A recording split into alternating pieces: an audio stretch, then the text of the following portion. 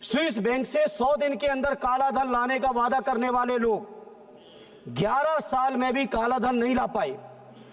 सब तो जेलों में डाल दिए जाते हैं, उन पर फायरिंग की जाती है, ढोंग करने के लिए फूल भी बरसाए जाते हैं, उसके ऊपर से फायरिंग कर दी जाती है।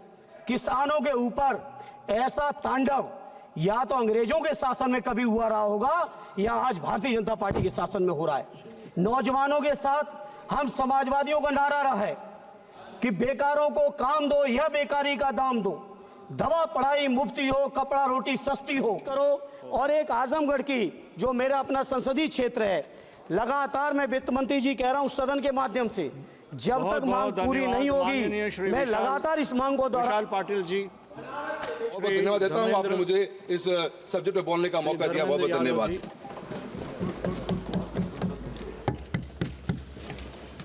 धन्यवाद सभापति जी। सभापति जी, माननीय वित्त मंत्री जी द्वारा 2024-25 के लिए जो लाई हुई अनुपूरक मांगे हैं, उसका मैं अपनी पार्टी की ओर से पुरजोर विरोध करता हूं। विरोध केवल इस बजट के लेने का या स्वीकृति देने का नहीं है, सरकार की एक प्रक्रिया है, बजट आप लेंगे। सवाल इस बात का है सभापति जी कि जिस मुद्दों पर, जिन बातों के साथ, जिन वादों के साथ आज ये सरकार दिल्ली में बैठी है, मैं पूछना चाहता हूं कि हर साल 2 करोड़ रोजगार देने का वादा करके आजाद भारत की सबसे ज्यादा बेरोजगारी दर अगर कभी हुई है तो आज की तारीख में है। लेकिन वित्त मंत्री जी, इस मुद्दे पर कभी आपकी बात नहीं निकलती है। पप्पू भाई चर्चा कर रहे थे काले धन की, मैं उनकी बात का समर्थन करता हूं। स्विस बैंक से 100 दिन के अंदर काला धन लाने का वादा करने वाले लोग 11 साल में भी काला धन नहीं ला पाए। सभापति जी, हमारे किसान भाइयों को स्वामीनाथन जी की सिफारिशों के अनुरूप उनकी फसलों की लागत का 1.5 गुना समर्थन मूल्य देने का कानूनी वादा करने के बावजूद ये केंद्र की सरकार ने आज तक उस कानून को लागू करना तो बहुत दूर की बात, अगर उसको लागू करने की मांग करने के लिए किसान चलते हैं हरियाणा से तो संधू बॉर्डर पे ही रोक दिए जाते हैं, नहीं मानते हैं तो जेलों में डाल दिए जाते हैं, उन पर फायरिंग की जाती है, ढोंग करने के लिए फूल भी बरसाए जाते हैं, उसके ऊपर से फायरिंग कर दी जाती है। अगर कोई राजनीतिक दल यहां से सदन में बैठे हुए अगर हमारे माननीय सांसदगण मिलने की कोशिश करते हैं उन किसान भाइयों से जेल में जाकर, तो हमारे किसान भाइयों को भी उस जेल तक में नहीं मिलने दिया जा रहा है। किसानों के ऊपर ऐसा तांडव या तो अंग्रेजों के शासन में कभी हुआ रहा होगा या आज भारतीय जनता पार्टी के शासन में हो रहा है। वित्त मंत्री जी, इस बात का मुझे बड़ा अफसोस है, एमएसपी आपने नहीं जारी की। आपने तकरीबन सारे विभागों के लिए बजट में अनुपूरक मांगे की हैं, लगभग 102 मदों में मांग की है, और मैं 102 मदों में जितनी भी मांगे हैं सब पे तो प्रकाश नहीं डाल पाऊंगा, समय नहीं दे पाएंगे सभापति जी, लेकिन जिन जिन पे भी नजर दौड़ाई आपने कहीं काम नहीं किया। किसानों की बात करो, जी मैं आपको देख रहा हूं जी, प्लीज। मैं अगर बात करूं किसानों की तो डीएपी आप नहीं दे रहे, एमएसपी आप नहीं दे रहे, कर्ज माफी का वादा आपने किया था, आज तक कर्ज माफ नहीं हुआ। अगर कोई बड़े उद्योगपति हैं तो उनके लाखों करोड़ कर्ज माफ होंगे, अगर किसानों के ऊपर कहीं 10-20 हजार रुपए भी छूटता है तो उनके लिए पुलिस से वसूली कराई जाती है आपकी सरकार के माध्यम से।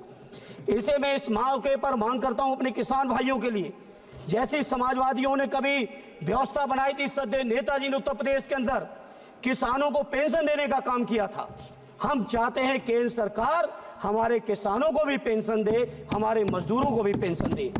ऐसे सभापति जी, जहां किसानों की समस्या है, नौजवानों के साथ हम समाजवादियों का नारा रहा है कि बेकारों को काम दो या बेकारी का दाम दो, दवा पढ़ाई मुफ्ती हो, कपड़ा रोटी सस्ती हो। मैं अपने नौजवानों के लिए मांग करता हूं केंद्र की सरकार से कि प्राइमरी से लेके, नर्सरी से लेके और पोस्ट ग्रेजुएशन और रिसर्च तक की हमारे नौजवानों को पढ़ाई मुफ्त कराई जाए। हमारे नौजवान न केवल पढ़ने के बाद जिस तरह से भटक रहे हैं, रोजगार के नाम पे लाठी खा रहे हैं, इलाहाबाद में अलग लाठी चल रही है, लखनऊ में 69 रियासत शिक्षक अलग लाठी खा रहे हैं, देश के अलग अलग इलाकों में अलग अलग लाठी खा रहे हैं। उनके नौजवानों को लाठी ना मिले बल्कि सरकार की ओर से नियुक्ति पत्र मिले, ये हमारी आपसे प्रार्थना है।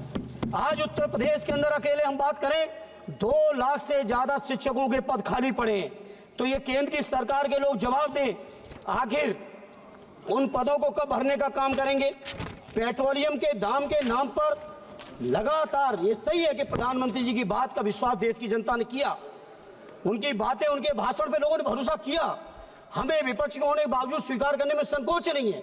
लेकिन वित्त मंत्री जी जब इतना भरोसा किया है तो आखिर उस भरोसे को पूरा करने की जिम्मेदारी किसकी है।